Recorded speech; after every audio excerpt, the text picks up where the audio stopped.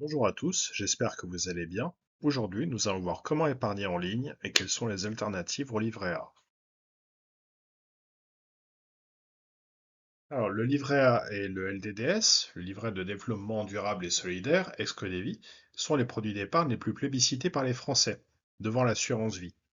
Ceci étant, ces produits sont quand même très imparfaits, puisque au niveau des plafonds, les plafonds sont inchangés depuis 2013, c'est-à-dire qu'ils ont été maintenus au niveau du livret A à 22 950 euros et au niveau du LDDS à 12 000 euros.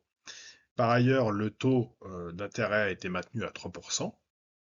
Ce taux n'a pas augmenté avec l'inflation quand la France a connu une poussée inflationniste en 2021-2022, c'est-à-dire que l'inflation était de près de 6%. Mais par contre, ce taux pourrait très bien baisser avec l'inflation, c'est-à-dire qu'il est garanti jusqu'à fin janvier 2025, et il est fort possible que ce taux soit revu à la baisse à ce moment-là, compte tenu de la baisse générale de l'inflation.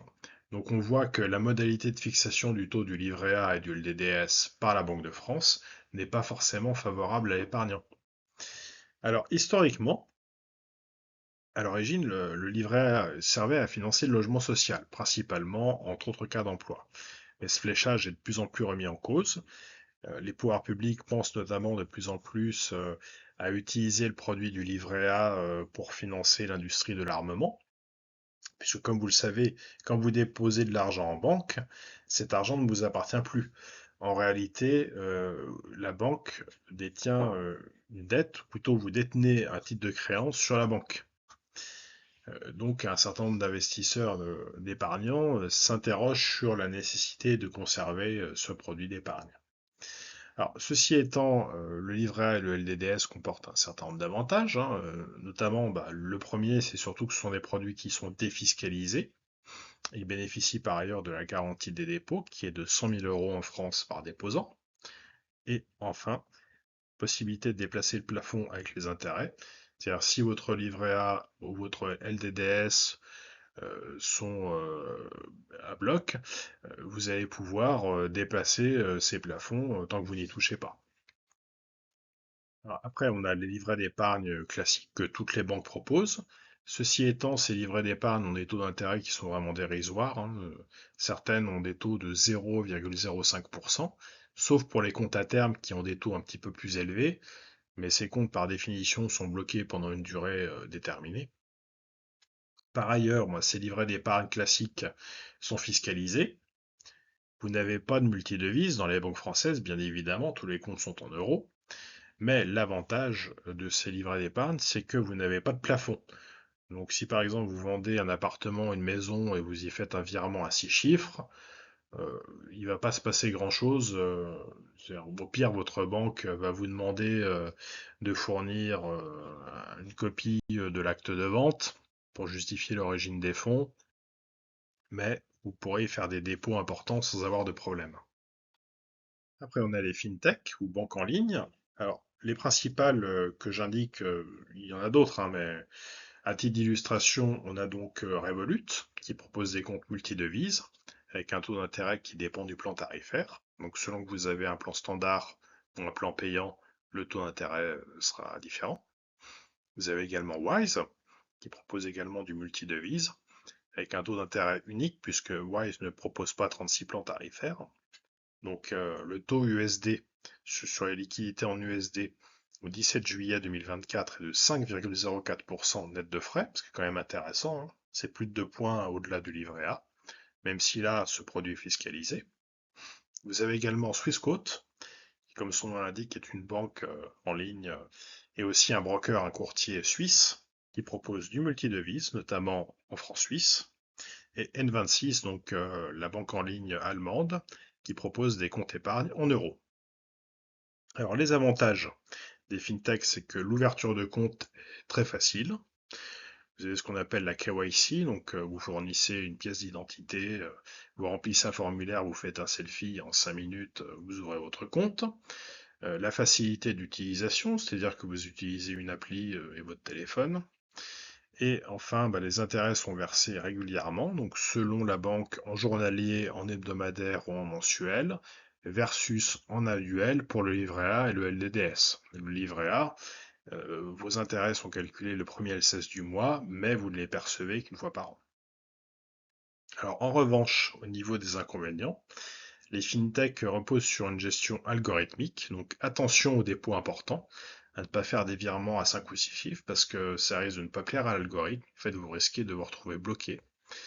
Et vous pouvez, surtout si vous êtes sur un plan standard, avoir du mal à parler à un être humain, et vous risquez de devoir apporter énormément de documents pour vous justifier.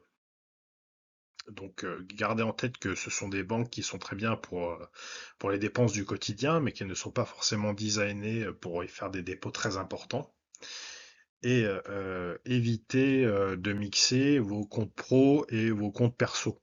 C'est-à-dire que Wise et Revolut, par exemple, proposent des comptes pro, utilisez juste à des fins professionnelles et utilisez juste vos comptes perso à des fins personnelles. Mais évitez de faire le grand mix parce que là, pareil, ça risque de ne pas plaire à l'algorithme et vous risquez de vous retrouver bloqué.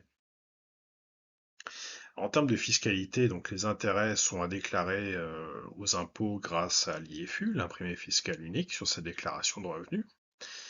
Et par ailleurs, vous devez déclarer vos comptes à l'étranger, donc sauf Revolut et N26 ouverts en 2024, puisque là vous aurez des comptes avec un IBAN en FR. Gardez en tête que dès lors que votre IBAN ne commence pas par FR, même s'il s'agit de pays de l'Union européenne, vous devez les déclarer en tant que compte à l'étranger.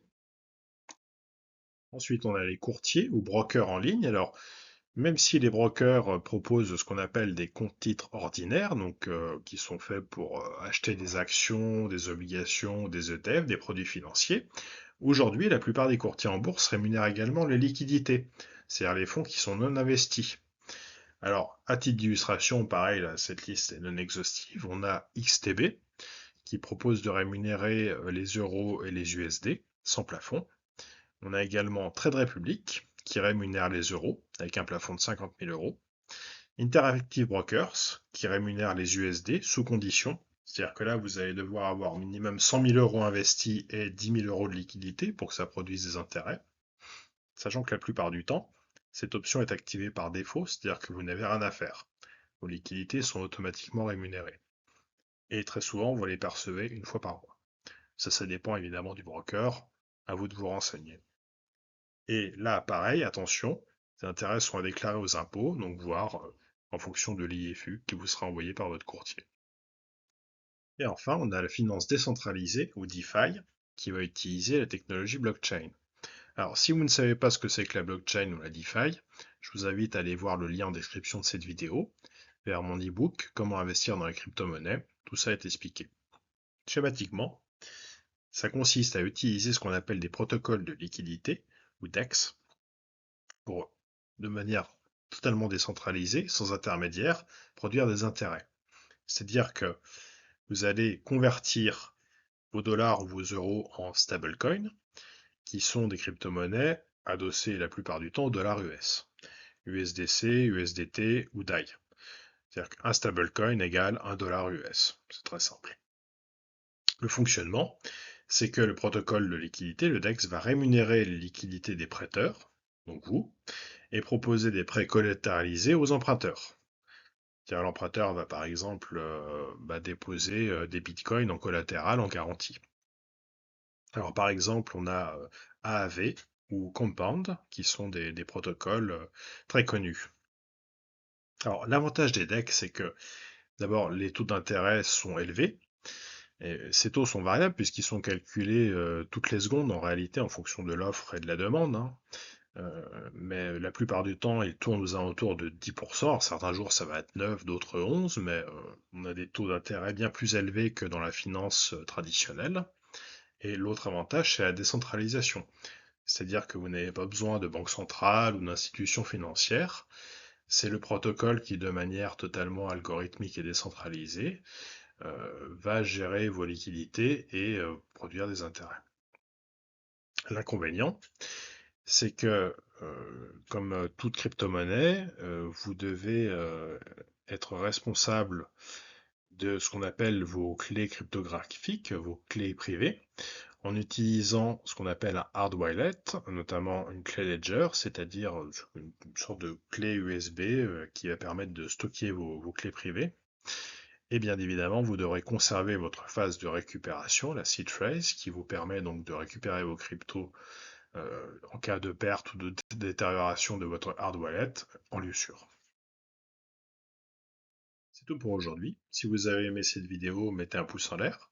Abonnez-vous, ça m'aide énormément. Vous pouvez aussi activer la cloche pour avoir les notifications quand je sors une nouvelle vidéo. Et à la prochaine!